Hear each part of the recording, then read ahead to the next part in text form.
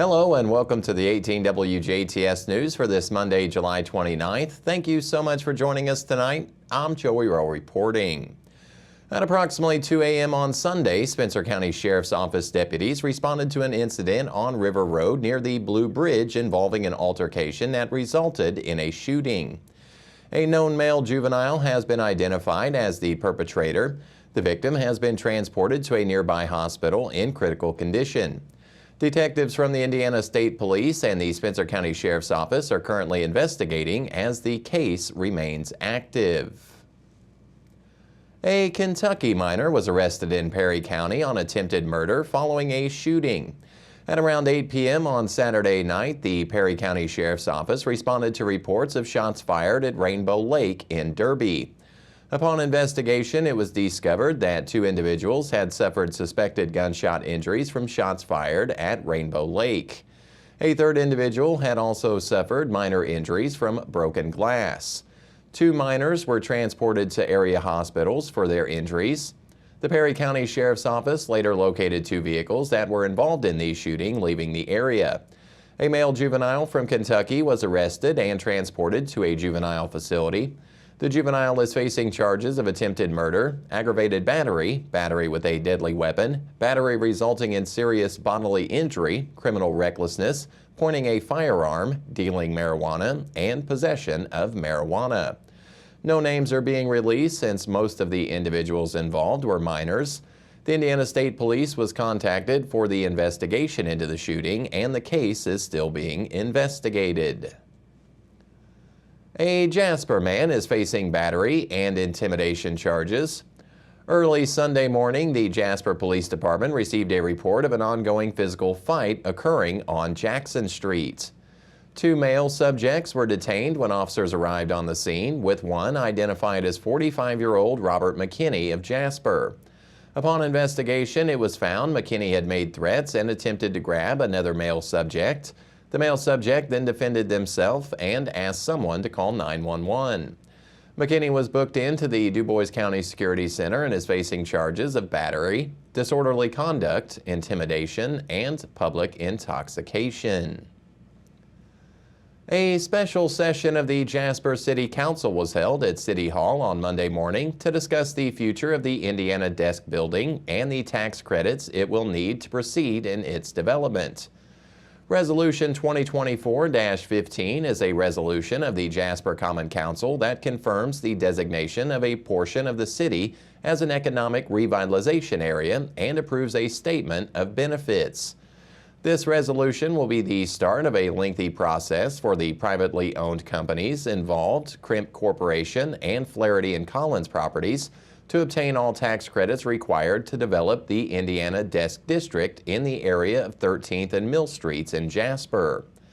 The timeline of this project is currently dependent on obtaining various tax credits as described to the council by Bill Kaiser of Denton's Bingham's Greenbaum LLP.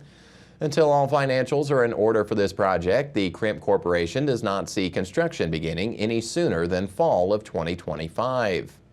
The current plan is for the Crimp Corporation to manage, maintain, and develop the Indiana Desk Building and surrounding area, working closely with the City of Jasper, Regional Opportunity Initiative Indiana, and Flaherty & Collins on completing the renovations and construction so that upon completion, Flaherty & Collins may purchase the property to fully manage the commercial and residential tenants it will house. The Jasper City Council held a public hearing for this resolution to give the Crimp Corporation their agreed-upon tax abatement for this project, and hearing no comments, sent it to vote. The council voted and approved this resolution upon first reading, to which it will be read again for a second and final readings at a later date. The next regular meeting of the Jasper City Council is set for August 21st at 5:30 p.m. Eastern. The DuBois County Community Foundation has announced its 2024 scholarship recipients, recognizing their exceptional academic achievements and dedication to community involvement. Over $200,000 in total scholarships were awarded this year.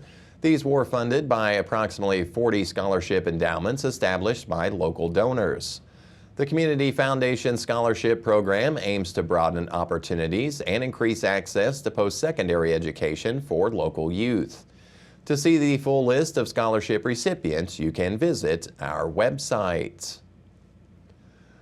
With the start of the 2024-25 academic school year just a little over a week away, the Southeast DuBois County School Corporation, which oversees Pine Ridge Elementary, Ferdinand Elementary, Cedar Crest Intermediate, and Forest Park Junior-Senior High School, will also see the first day of school and classes starting on Wednesday, August 7th, the same as Greater Jasper Consolidated Schools and the Southwest DuBois County School Corporation.